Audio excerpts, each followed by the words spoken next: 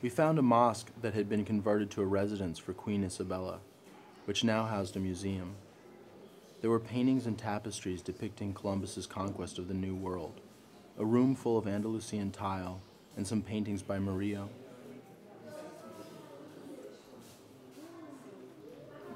Andalusia has an unresolved character as well, perhaps because of its suppressed past.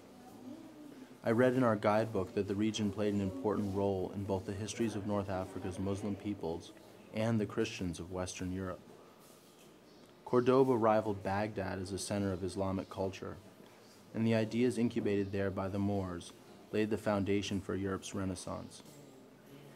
Seville was itself the port from which Western Europe launched Columbus's fleet.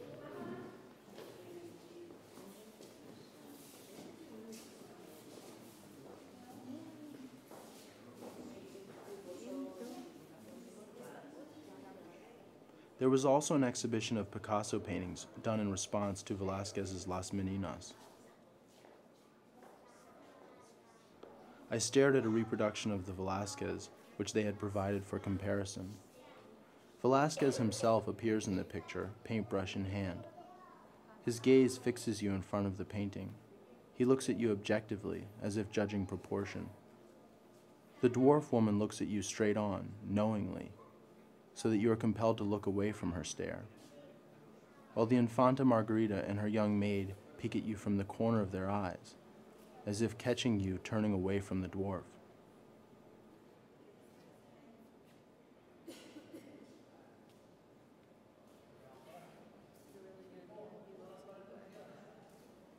And the man in the background, he extends your presence within the painting.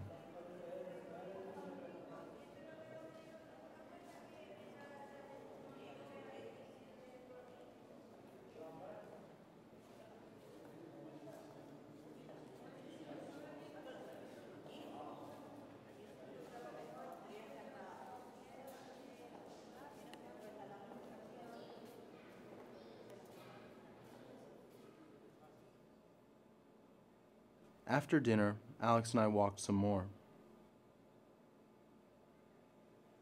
I had forgotten how the city comes to life at night. Very suddenly there were people everywhere.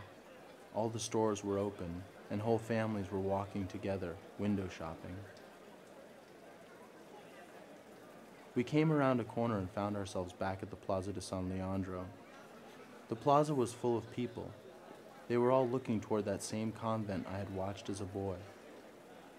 The convent's huge doors were open. I had never seen them open. With Alex trying to see over my shoulder, I craned my neck and stood on my tiptoes to see inside.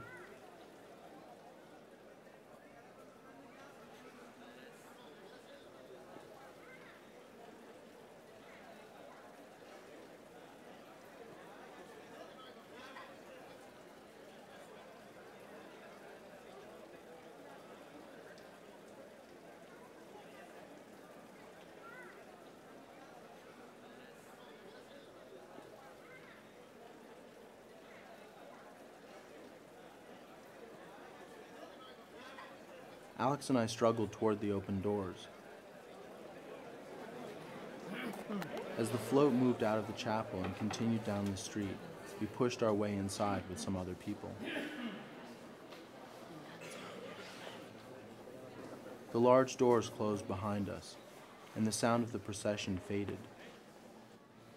I don't know if we're going to be able to get out again. They're closing the doors behind us. I know what to do. The Spanish people around us seemed to have never seen the inside either.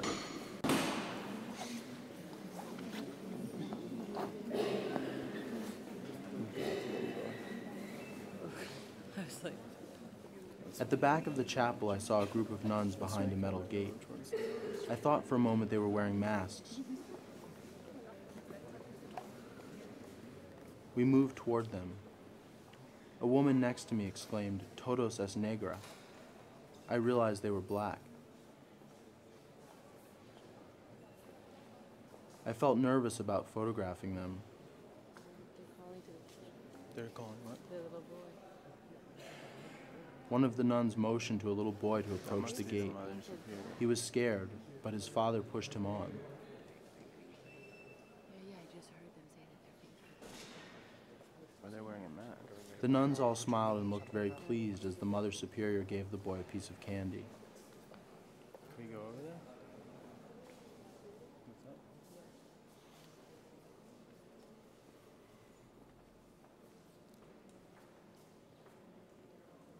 These nuns were in their 70s. I wondered if they were converts from a North African mission who had been cloistered in Sevilla to maintain a dying sisterhood. Had they lived here in this church for all those years? Through the Second World War, through Franco's fall, through our living next door, through the subsequent 20 years of modernization? And now Alex and I were witnessing their quiet release into the world. Or so I imagined. I thought about Velázquez's painting again, and the man in the background in the doorway. Perhaps he is our past. What did he say to us before walking to the back of the room? He poses a question. What did he tell us about things to come? And what about the blurred image in the mirror? The couple being painted on the canvas within the canvas. Is it the Infanta's parents, the king and the queen? If so, we the viewers are put in their position. Who are we? Can we only know ourselves by looking at the others?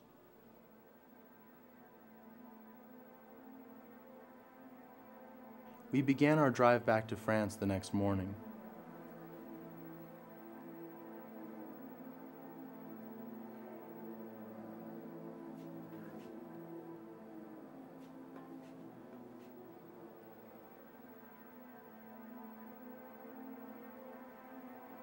My parents' separation didn't last.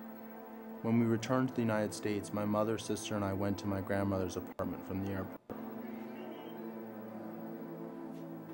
The next day, my father came over, wearing a brown three-piece suit. I was quiet. We hugged.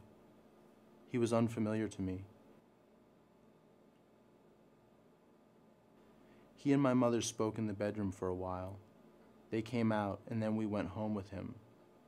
We returned to our former lives, and when we talked about it, mostly, it was just a trip to Spain.